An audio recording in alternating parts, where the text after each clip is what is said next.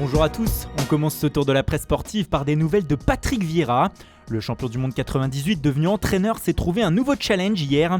Cela a en effet été officialisé, il est le nouveau coach de Crystal Palace. The Guardian affiche la news en une de son édition du jour avec ce titre « Vieira règne sur Palace ».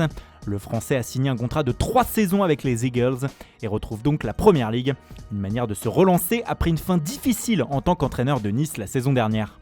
Autre officialisation hier, elle est venue de Marseille. En fin d'après-midi, les Olympiens ont annoncé l'arrivée au sein de leur effectif de l'attaquant turc de l'AS Roma, Cengiz Ünder. Il s'agit d'un prêt avec obligation d'achat de 8,4 millions d'euros. Une belle affaire pour l'OM qui est au pas de charge depuis le début du mercato, comme l'écrit l'équipe. Il s'agit en effet déjà de la 4e recrue du club cet été. La 5e devrait débarquer aujourd'hui. Il s'agit du milieu de terrain d'Arsenal, Matteo Guendouzi. En attendant ensuite William Saliba et Pau Lopez. Sur cette une de l'équipe, on peut voir aussi que Rennes va lâcher un gros chèque pour le défenseur central de Lens, Loïc Badé. On parle d'un montant de 20 millions d'euros. Il va signer 5 ans au sein du club breton. Dans les pages intérieures du quotidien, un point aussi sur le mercato du Paris Saint-Germain avec les officialisations bientôt des arrivées d'Achraf Hakimi, le latéral de l'Inter qui devrait s'engager prochainement, ainsi que de Sergio Ramos, libre désormais après la fin de son contrat au Real Madrid. Cela avance bien pour l'Espagnol qui se rapproche de la capitale française. Enfin, Paris pourrait aussi aller chercher un joueur au sein de la Lazio. Comme le rapporte l'édition romaine du Corriere dello Sport, Joaquín Correa aurait le choix cet été entre le PSG et Tottenham. Paris qui pourrait se montrer convaincant sur ce dossier en incluant Pablo Sarabia dans le deal. Mais les Laziale vont réfléchir puisqu'ils auraient aussi la possibilité d'attirer Julian Brandt de Dortmund. Affaire à suivre. Ce dimanche a vu aussi l'officialisation du départ de Francisco Trincão du FC Barcelone. Direction Wolverhampton pour le Portugais en prêt d'une saison avec option d'achat de 30 millions d'euros. C'est ce que rapporte Sport ce lundi. Mais désormais, le dossier qui pose problème au Blaugrana, c'est celui de Samuel Umtiti. Le champion du monde 2018 est littéralement mis à la porte par le Barça, qui, comme nous vous le disions hier, lui a proposé de rompre son contrat et de se retrouver libre. Refus de l'ancien lyonnais. Mais le Barça ne veut pas lâcher l'affaire et pourrait désormais licencier Umtiti. Une situation incroyable qui pourrait aller jusqu'à la FIFA pour se régler. Car si jamais cela arrive, le défenseur devrait contester ce licenciement. Mais cela ne fait pas peur au Barça, qui ferait jouer le fait qu'il paye un joueur constamment blessé et donc dans l'impossibilité de faire son métier. Bref, Barcelone est prêt à tout pour arriver à ses fins et réduire sa masse salariale. C'est urgent, comme le rappelle Mundo Deportivo ce matin.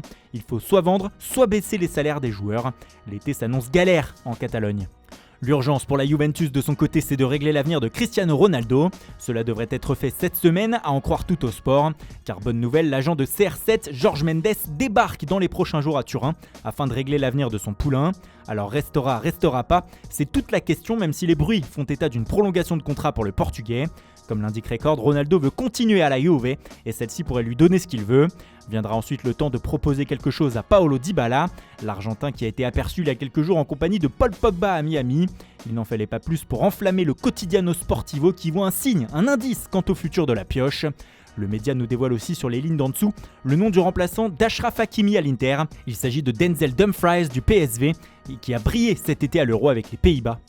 On revient au mercato de la Juventus car outre Pogba, la priorité du moment se nomme Manuel Locatelli du côté de la vieille dame. Selon la Gazzetta dello Sport, les Turinois ont encore augmenté leur offre afin de faire craquer Sassuolo sur ce dossier. On serait passé à 40 millions d'euros pour le milieu de terrain italien, impressionnant avec l'Italie à l'Euro. La Gazzetta comme hier qui nous parle d'Isco et de l'intérêt de l'AC Milan. Selon le média, le Real Madrid aurait baissé le prix de son milieu offensif. Les Milanais se mettraient donc à y croire afin de le recruter cet été. De retour en Ligue des Champions, les Lombards veulent du lourd sur le mercato. Et outre Isco et Dusan Tadic de l'Ajax, ils souhaiteraient aussi sortir de sa galère à Chelsea Hakim Ziyech selon tout au sport. Un Milan au style Ajax, écrit le média. Ça s'annonce prometteur. Et puis on termine par la une anglaise qui nous a fait rire ce matin, ça devient assez courant ces derniers jours. Direction ce lundi, le supplément Euro 2020 du Daily Express. Le média s'enflamme littéralement sur le latéral de l'Angleterre, Luke Shaw, ce lundi. Pour lui, il est meilleur que Zinedine Zidane, la preuve en chiffres. Avec ses 2 passes décisives samedi contre l'Ukraine en moins de 4 minutes, il a déjà dépassé le grand Zinedine en termes d'offrande à l'Euro.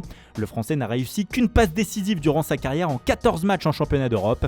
Shaw en est déjà à 3 en 4 matchs de l'Euro. Une première page à prendre bien sûr à la rigolade. La preuve, on la met à la fin de notre revue de presse pour vous faire rire.